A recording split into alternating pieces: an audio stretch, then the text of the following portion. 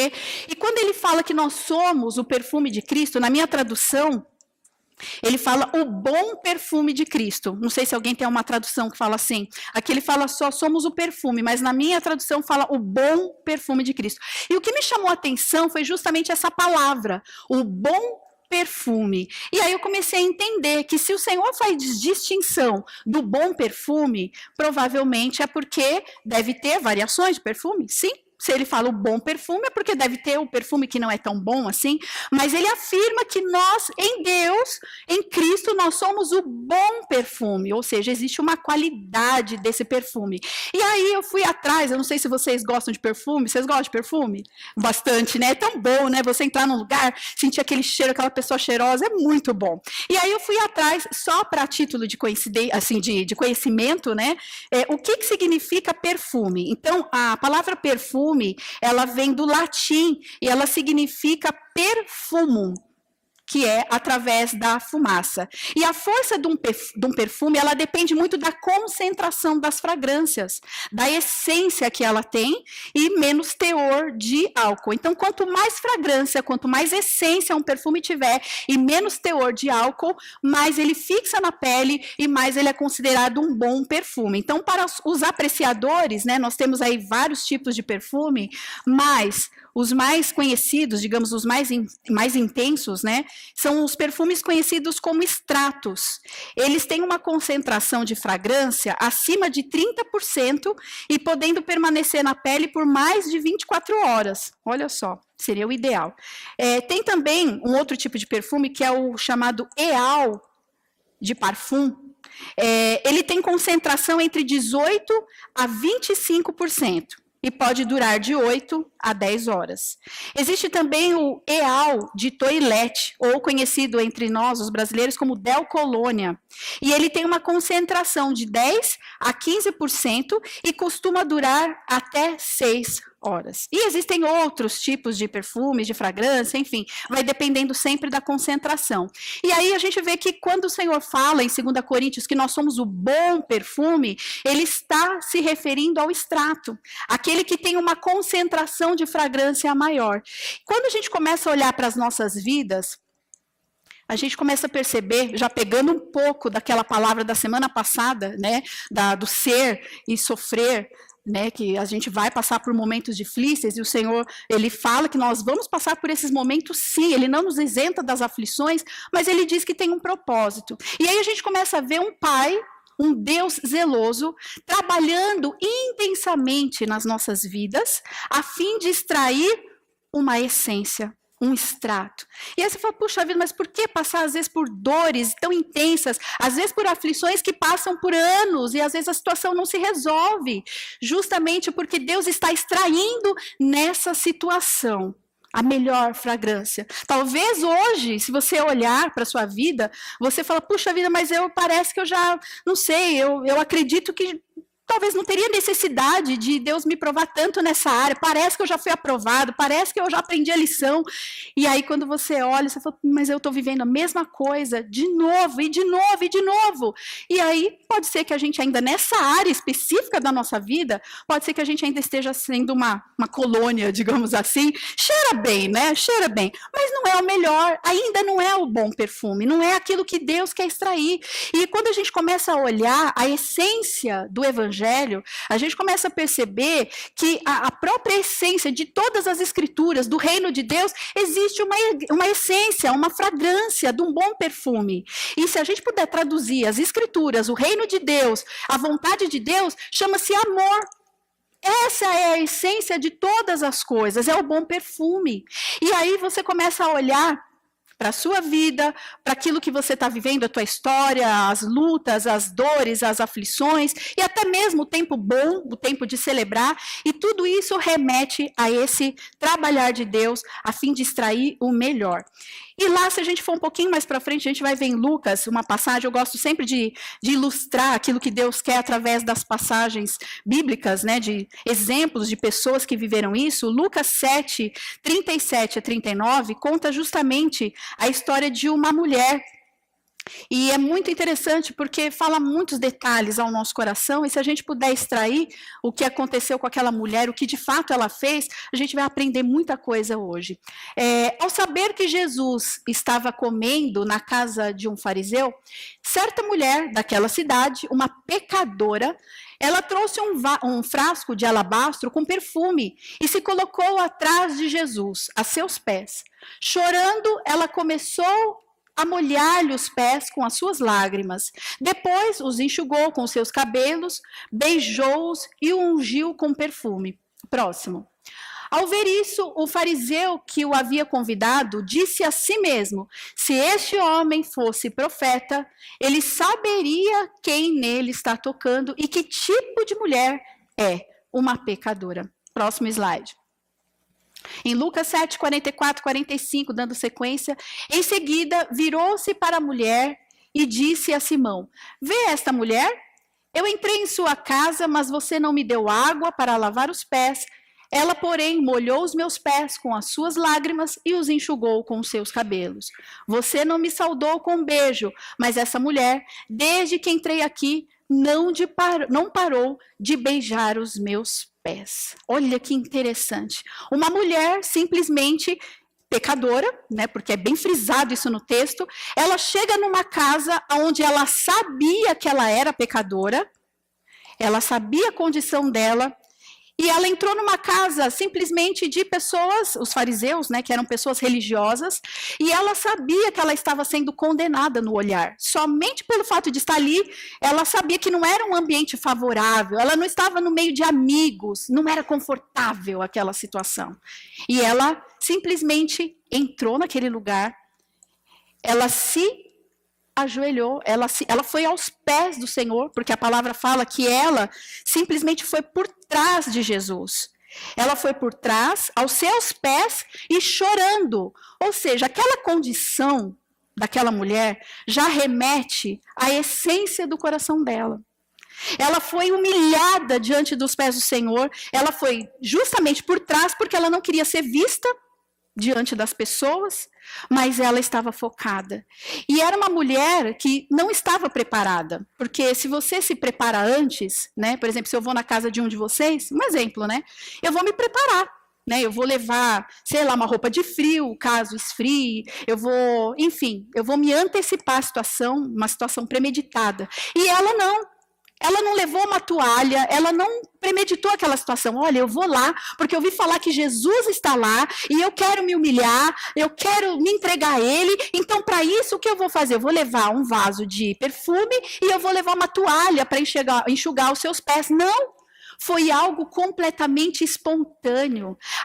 Naquele momento, quando ela derrama aquele perfume aos pés de Cristo, na verdade, ela está derramando não só um perfume, ela está derramando a ela mesma, a essência dela. Ela estava totalmente humilhada, envergonhada, e enxugou os pés do Senhor com o próprio cabelo. Ela não foi preparada, foi algo que realmente veio do coração. Foi a essência dela. E ali, naquele momento, as pessoas reprovaram, porque falaram: puxa vida, essa mulher é pecadora. Se esse Jesus fosse realmente profeta, ele saberia quem é aquela mulher. E Jesus não estava olhando para isso. Jesus estava olhando para a essência do coração dela. Assim como Jesus olha para a essência do nosso coração. Essa área que Deus está trabalhando hoje na tua vida. Qual é a área que você está sendo humilhado? Como aquela mulher, né? Ela foi debaixo de humilhação, ela se envergonhou, ela estava humilhada, ela sabia da condição dela. A palavra não fala o porquê que ela era pecadora, mas provavelmente devia ser alguma coisa nada muito sutil, porque a cidade inteira sabia que ela era pecadora. Devia ser uma coisa monstruosa. E ela estava ali, debaixo de humilhação. Você está passando por alguma humilhação? Uma vergonha? Às vezes uma situação na tua vida que causa uma humilhação extrema. Ou às vezes não é uma situação. Às vezes é alguém consciente ou inconsciente, mas está sendo um instrumento de humilhação, de vergonha na tua vida. E aí, Muitas vezes é onde bate o desânimo, bate a tristeza, porque eu estou sofrendo, que é a palavra de domingo. E o Senhor diz para nós nessa manhã, igreja, eu estou trabalhando na essência. Se é essa área que o Senhor está trabalhando na nossa vida hoje, é porque essa área, ela é essencial. Talvez a gente não perceba o que está sendo extraído dessa fragrância, mas é o bom perfume que o Senhor está extraindo, não é uma colônia. É o bom perfume, ainda que doa, ainda que a árvore seja cortada pela raiz, o Senhor diz que ao cheiro das águas, ao cheiro da presença de Cristo, ela brotará. Só que quando ela brota com uma raiz muito mais forte, é o bom perfume que é exalado. E é por isso que muitas vezes nós não temos tempo de esperar, nós ficamos preocupados, ansiosos e acabamos muitas vezes desestimulados na nossa fé. E o Senhor está dizendo para nós nessa manhã, queridos, fiquem em paz, porque eu estou extraindo justamente o bom perfume nessa área, e a gente às vezes não percebe, mas está sendo exalado esse bom perfume. Amém? Glórias a Deus. E aí, se a gente olhar, tem uma outra passagem, eu não coloquei ela aqui, mas é uma passagem muito parecida com essa, lá em Marcos, depois se vocês quiserem acompanhar, Marcos capítulo 14, versículo 3. A história é muito parecida. Conta de uma mulher que também foi aos pés do Senhor e derramou um perfume extremamente caro aos pés do Senhor. E a gente sabe que naquela época, hoje é caro o perfume também, mas naquela época era muito mais difícil o transporte, a extração das fragrâncias, era muito mais complicado, o que valorizava muito mais. E aquela mulher simplesmente derramou todo aquele perfume diante dos pés do Senhor. E os fariseus, os mesmos fariseus aqui dessa passagem, criticaram a atitude de Jesus. Como que você aceita, tipo assim, uma mulher jogar um perfume tão caro, sendo que com esse valor, ele é um perfume tão caro, poderia se vender esse perfume. E com o dinheiro, poderia se matar a fome de muitos pobres. Poderia se fazer uma obra social tremenda e maravilhosa. Aos olhos humanos, realmente, você olhando, fala, tem lógica, né? O que esses fariseus estão dizendo, um desperdício, jogar um perfume tão caro nos pés do Senhor, sendo que poderia se fazer tantas coisas, né, tantas obras sociais, ajudar, matar a fome de tantas pessoas. E aí você vê Jesus condenando a atitude dos fariseus, veemente, e falando, não, os pobres, vocês vão ter sempre com vocês. Os pobres sempre vão existir, mas eu não. E essa mulher, ela simplesmente me amou. Ela derramou a essência dela, o amor dela ao derramar aquele perfume. Sabe, o que Deus fala para nós nessa manhã, igreja? Que não adianta. Não adianta nós fazermos simplesmente obras sociais. Jesus não estava querendo dizer que não se devia ajudar os pobres. Não era isso. Jesus não estava falando, olha, não se deve alimentar os pobres, ajudar aqueles que perecem. Não era isso. O que Jesus estava falando naquele momento é, o que adianta ajudar os pobres, matar a fome daqueles que necessitam, se eu não for a essência de tudo? Eu sou a essência. Tudo que fizerem, façam por mim. Façam com amor. O que adianta? Se eu sou a essência e vocês não estão percebendo. Jesus era a verdadeira essência, como ele é. Ele é a essência da vida. Ele é a essência do teu ser. Ele é a essência do meu ser, dos nossos planos, nossos sonhos. E tudo que fizermos, se ele não for a essência, de nada vale. Nada vale. Você pega, por exemplo, instituições que fazem obras sociais, ajudam as pessoas carentes. Existem empresas que fazem isso também para terem benefícios fiscais, ajudam as pessoas carentes. E é lógico que essas pessoas são grandemente abençoadas. Para as pessoas que estão recebendo benefício, tanto faz qual é a essência do coração. Mas o Senhor diz para nós que se a motivação não for amor, se a motivação não for Cristo, nós não vamos ser o bom perfume. Nada contra as instituições, nada contra aqueles que fazem para ter benefícios fiscais. Eles estão sendo um perfume, sim, uma fragrância gostosa, uma colônia, digamos assim, mas o bom perfume é quando nós fazemos realmente com a essência certa para Cristo. E aí, quando a gente olha para o nosso coração, queridos, o que nós encontramos? Será que, de fato, nós estamos com a essência certa, derramando a essência certa e deixando Deus trabalhar nessa essência? Ou será que nós estamos nos escondendo atrás das boas obras? Será que nós estamos nos escondendo atrás de tantas coisas? Eu vou dar alguns exemplos, né?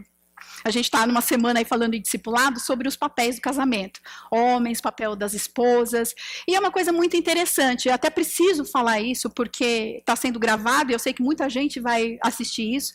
Mas há uma confusão na mente das pessoas e na sociedade a gente vê refletido isso, que as pessoas enxergam o fato de Deus ter colocado um papel específico para a mulher de submissão e do homem como cabeça do lar.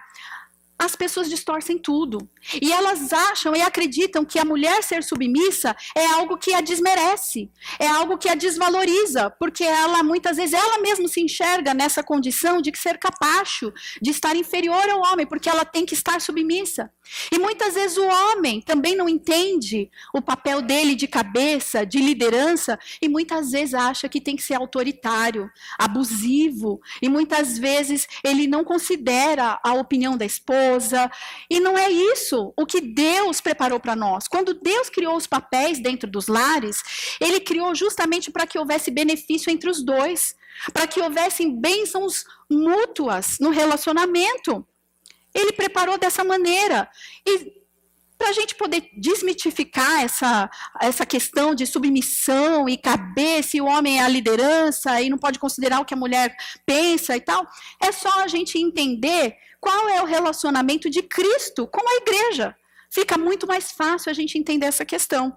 Quando você vê que Cristo é o cabeça, ele não é o cabeça da igreja? Sim, ele é o cabeça, ele é a liderança da igreja, e ele exerce essa liderança como? Em amor, ou ele exerce energicamente e autoritariamente? Como que é essa liderança de Cristo sobre a igreja? Em amor. Ele deu a vida pela igreja. É uma liderança, sim. É ele que manda, sim. Mas é em amor. E a igreja, que é a parte, é a noiva, é a parte, digamos, a mulher da história, é a submissa. Como que ela se sujeita a esse Senhor que está acima dela? É com constrangimento? É por dor? É por obrigação que ela se sujeita a Cristo? Não. Ela se sujeita em paz, em amor, sabendo que aquele que está acima dela vai conduzi-la, vai dar as direções corretamente e tudo isso. E aí, quando a gente começa a olhar para a nossa essência do nosso casamento, muitas vezes a gente vê porque a gente conversa com muitas pessoas, muitos casais, e às vezes a gente vê, isso não é só para casais, não. A gente pode falar para solteiros, porque eles também estão debaixo da submissão dos seus pais, enquanto não são casados. E aí você fala assim, você é uma mulher submissa? Sim, eu sou submissa, meu marido fala, e eu às vezes até dou uma opinião e tal, não sei o quê, mas a última palavra é dele, ele vai e faz, nossa, que ótimo, uau, você é uma mulher de Deus, de fato, submissa, mas vai lá na essência do teu coração, vai lá, como que é essa submissão, é em amor ou é em amargura? Às vezes, a gente fala, porque a gente está falando isso justamente no discipulado, fala assim, não, eu obedeço meu marido, a última palavra é a dele, mas lá no fundo do meu coração eu fico torcendo para dar errado, para mostrar no fundo que eu tinha razão. Então você vê que é uma submissão, meia submissão, porque na verdade não é uma submissão em amor, é uma submissão simplesmente para cumprimento da palavra. Ó Deus, como eu sou submissa, mas no fundo, aí eu quero ver que dá errado, para no fundo eu falo, tá vendo? Eu falei para você, para mostrar, na verdade, que a gente estava certo. E lá no coração existe o quê? Submissão? Não. Orgulho de querer provar que você estava certa. Mesmo que isso signifique que o marido às vezes vai ser prejudicado. Não, mas no fundo, ele tem que ver que eu estava certa. Mesmo que o marido se prejudique. Então, cadê a essência do amor? A essência da compaixão? Sendo que o certo, que a palavra ensina às mulheres, é elas serem ajudadoras, auxiliadoras dos seus maridos.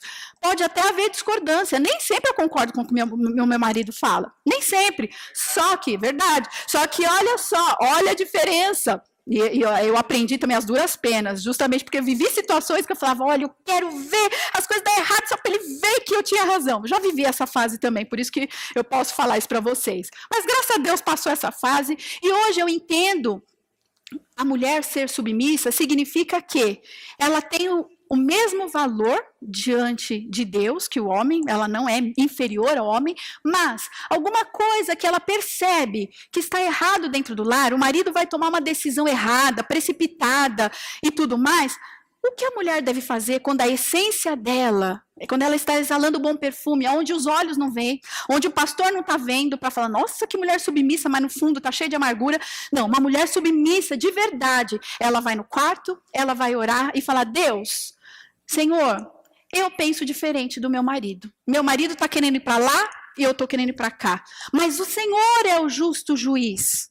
Se o Senhor vê que eu estou errada, se eu estiver errado, Pai, muda o meu coração, coloca paz no meu coração, mas se porventura for o meu marido que estiver errado, Deus, muda o coração dele. Muda o coração dele. E aqui eu preciso fazer um adendo. Uma vez, eu me lembro, tem muitas histórias, mas é que eu me lembrei dessa, tá fresquinha. Uma vez a gente morava em Barueri, um apartamento muito pequenininho, e a gente, na época, a gente estava com poucos móveis, digamos assim, quase nada, né? E aí eu me lembro que o sonho do pastor era ter um sofá de 6 lugares e uma mesa de 6 lugares, para um apartamento minúsculo que não cabia nem nós dentro praticamente. Não, mas ele queria irredutível. E eu não queria. Eu falei, não, eu quero um sofá de 2 lugares e uma mesa de 4 lugares, até porque a família é pequena e tal. E ele, não. E a gente, parece uma coisa besta, gente, parece, é uma coisa besta. Mas vocês acreditam que a gente começou a brigar por causa disso? Eu falei, gente, nós não temos nem dinheiro para comprar e nós já estamos brigando. Eu falei, mas nem dinheiro tem. Eu falei, imagina se a gente tivesse com o dinheiro na mão. Eu falei, a gente se pegava, né? Se matava os dois. Aí eu falei, não, tá errado. E a gente começou a ir para um caminho de briga mesmo. E eu falei, gente, por causa de uma besteira dessa. Mas enfim, né? Eu falei, imagina na hora. Eu falei, por isso que Deus não dá o dinheiro, porque senão eu falei, se esses dois se pegam, né? Deus é sábio. Deus não dá, às vezes, coisa pra gente. A gente pede, às vezes não dá porque a gente se arrebenta, né? Enfim, e Deus, muito sabiamente, né? Tocou meu coração. Falou, filha, vai orar, coloca na mão de Deus. E aí foi o que eu fiz. Eu falei, Senhor, não quero mais brigar.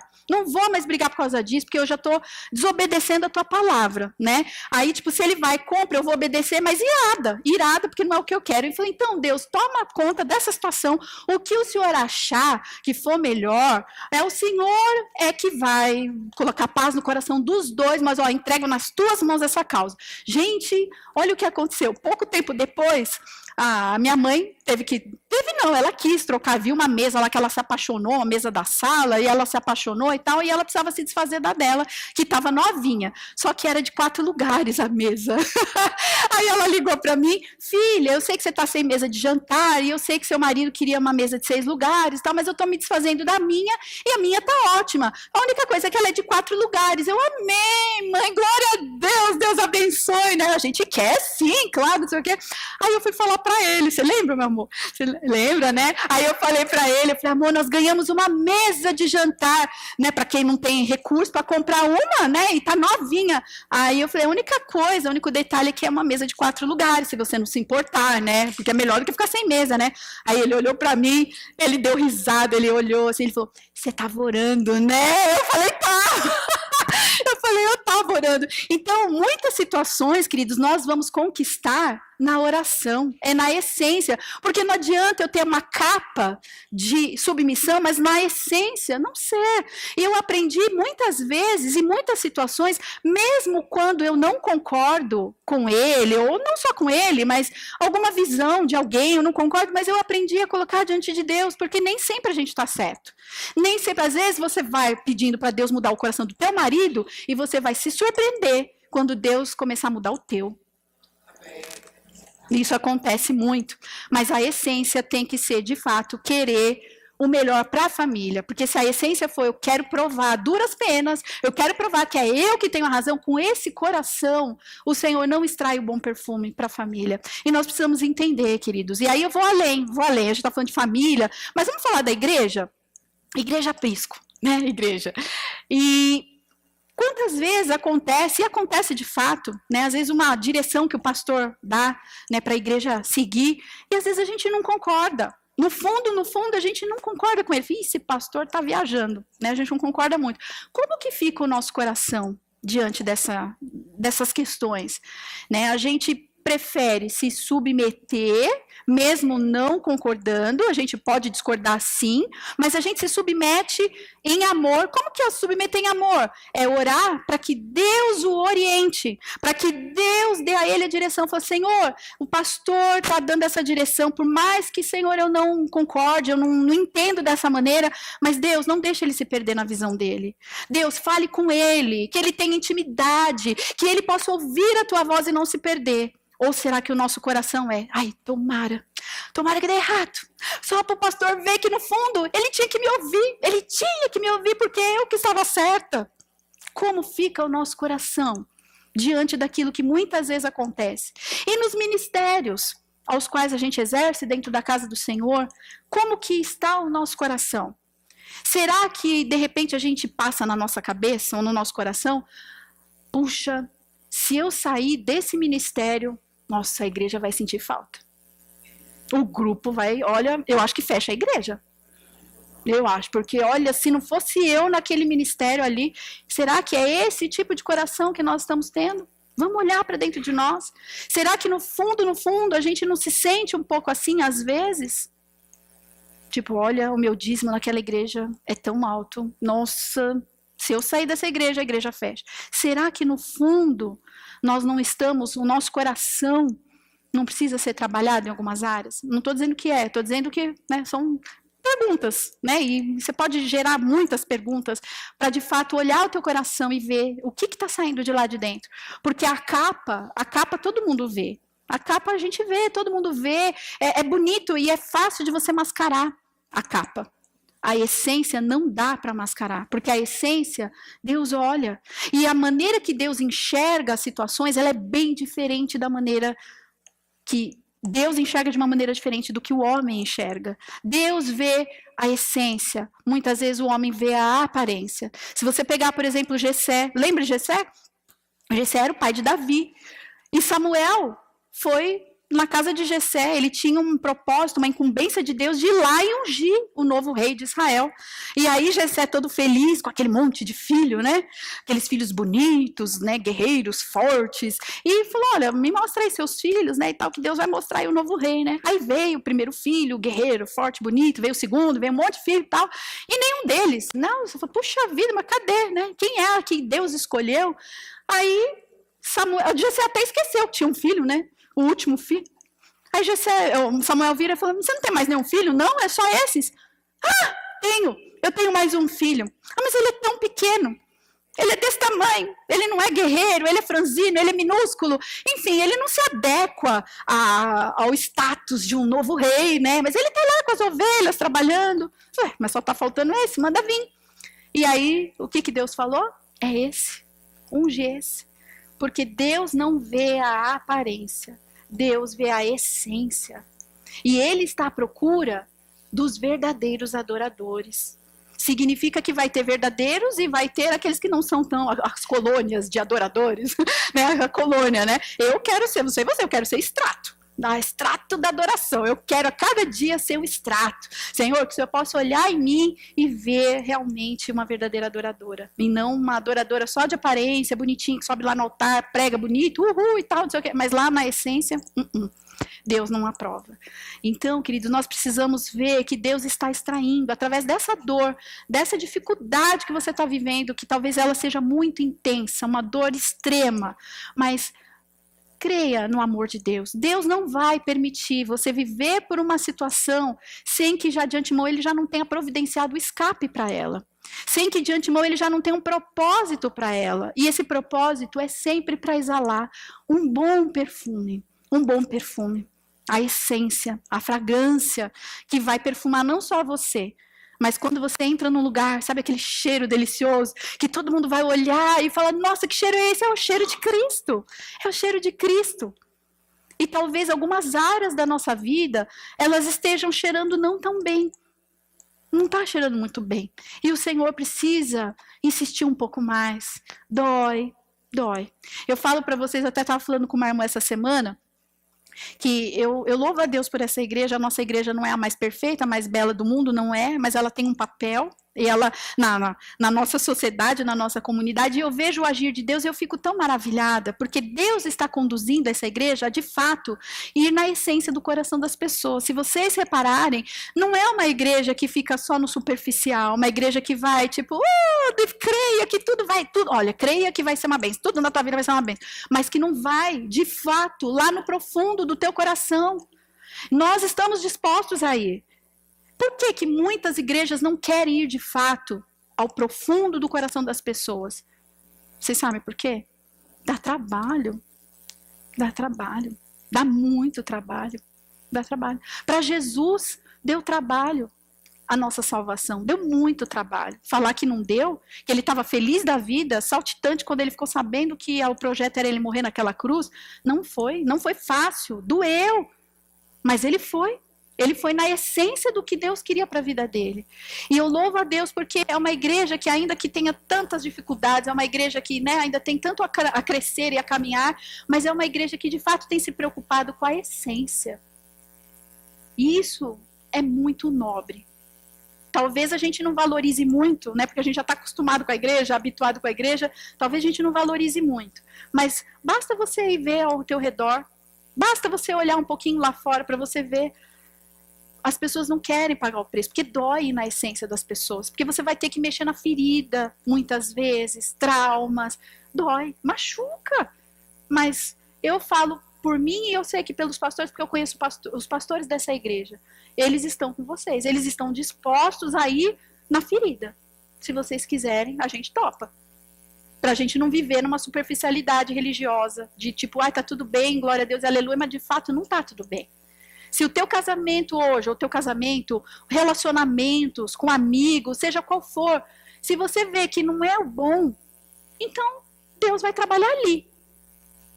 Vai trabalhar ali. Deus quer trabalhar ali. Ele só não vai trabalhar se você não permitir que ele trabalhe. Se você fechar o teu coração, ele vai respeitar, porque o Espírito Santo é cavalheiro. Mas se você abrir e você der liberdade, a igreja está aqui para te ajudar. Os irmãos mais maduros estão aqui para te ajudar. Para segurar na tua mão, chorar com os que choram, sorrir com os que sorriem, como diz a palavra, mas ir de fato no profundo para que seja extraído o bom perfume. E aí, quando sai o bom perfume, todo mundo se alegra, todo mundo gosta, mas ninguém sabe o preço que se pagou para chegar até ali naquele ponto de extrair o bom perfume. Então, eu lembrei de um outro exemplo, muito bom, por sinal, de um jovem, que diz a palavra de Deus, um jovem que era muito rico. E ele era um bom homem, as atitudes dele eram boas, porque quando ele chegou diante de Jesus, olha que interessante, ele chegou para Jesus e ele falou assim, Senhor, o que me falta para herdar a salvação? Ou seja, era um homem que estava, um jovem que era cumpridor da palavra de Deus, ele não matava, não roubava, ele procurava seguir direitinho as escrituras. E aí Jesus, você se lembra dessa passagem? O que Jesus falou para ele? Vende tudo que tem, dá aos pobres e me siga. Jesus queria que ele ficasse pobre? Queria ver ele na miséria? Jesus foi na onde? Na essência, né? Na essência. Jesus foi na essência do coração. Por isso que quando Jesus olha para nós, ele vai na essência. Se é essa a situação, a área da tua vida que ele está trabalhando, você pode não enxergar, mas é a essência do que precisa. É a essência. É a essência. Ele vai justamente no foco, no ponto crucial na vida daquele jovem. Era a única coisa que faltava, porque ele era rico e ele estava apegado àquilo. Então Jesus, não era o fato de ser rico que o condenava, era o fato dele se apegar, dele confiar no dinheiro. Esse era o problema. O problema não é rico. O problema é confiar no dinheiro. Tipo, se o dinheiro falta, eu me desespero. Então, significa que a confiança está no recurso e não em Deus. Né? Então, é esse a questão, a lógica. Né? E a gente começa a ver inúmeras vezes dentro da palavra de Deus histórias assim, parecidas, onde Deus ele começa a confrontar a essência do coração. E não é para o nosso mal, queridos, não é para o nosso mal. Deus nos ama, de fato. Só que a gente precisa entender que ele está fazendo algo dentro do nosso coração que vai não só beneficiar nós, mas as pessoas que estão ao nosso redor. Deus quer que nós exalemos, por onde a gente for, o bom perfume. O bom perfume é o extrato, é aquele que exala, é aquele que fica. Pastor, então significa que a gente não pode ter boas atitudes, a gente não pode ajudar os pobres, Não, eu volto a dizer, não era isso que Jesus estava dizendo. Jesus sempre falou, olha, dá aos pobres, ajude, mas a essência tem que ser eu. Ainda que eu fale a língua dos anjos, ainda que eu profetize, ainda que eu faça muitas coisas, mas se a essência não for Jesus, é de pouca duração, é de pouco valor, é uma colônia que cheira um pouquinho, mas não agrega, não impacta, não transforma. Agora, quando a gente se permite ser transformado por Deus, e a gente começa a exalar o bom perfume, esse bom perfume, ele impacta. Aonde ele vai, ele transforma. Ele faz diferença. Às vezes, você está orando pela tua família há anos. E, Senhor, por que minha família não se converte? Deus está fazendo de você um bom perfume. E na hora que esse bom perfume começar a exalar de uma maneira mais intensa, queridos, a tua família vai se render aos pés de Cristo. Ela vai se render, porque a obra é do Espírito, é o Espírito Santo que convence, não somos nós, não é na tua força. Enquanto você tentar fazer na tua força e no teu conhecimento, não vai dar certo. Mas na hora que você falar, então, o que eu tenho que fazer? Ficar quieta? Não. Busca o Senhor. Busque o Senhor, busque a Deus, se encha do Espírito Santo, deixa ele fluir na tua vida, flua Espírito Santo na minha vida e você vai ver que aí quando você abrir a boca é uma palavra que você fala, pronto, já transforma tudo. E enquanto você estiver fazendo na tua força, você vai falar e não vai resolver nada. Mas na hora que você estiver exalando o bom perfume, você vai ver, basta uma palavrinha dita na hora certa, ungida, cheia do Espírito, você vai ver que, olha, a pessoa, de repente, começa a chorar. Vocês já tiveram experiência assim? Eu já tive. Você está falando com a pessoa, e você fala, Jesus amado, a pessoa está chorando, assim, não é de problema. Você vê que é a presença de Deus, ela começa a chorar, e você fala, meu Deus, mas eu não falei nada. Mas por quê? A presença de Deus, é a fragrância do Espírito Santo que está exalando na vida daquela pessoa. E aí, queridos, é o que Deus quer fazer de nós, o bom perfume. Vocês estão dispostos? Então, amém, pastor, amém. Se não tiverem também, você fala, não, pastor, eu me contento em sendo uma boa colônia. Perfeito, você vai ter espaço aqui nessa igreja também. Nós vamos ficar muito felizes com você. Você fala, mas eu não quero, você não tem problema, a gente te ama do mesmo jeito, Jesus também te ama do mesmo jeito. Mas se você quiser ser um belo de um extrato, daqueles bem cheirosos, então nós estamos com vocês nessa. Vamos pagar o preço juntos, de ir lá no profundo do teu coração, no meu, porque é assim, é um ajudando o outro, um orando pelo outro, que a gente vai sendo a cada dia transformado. Amém?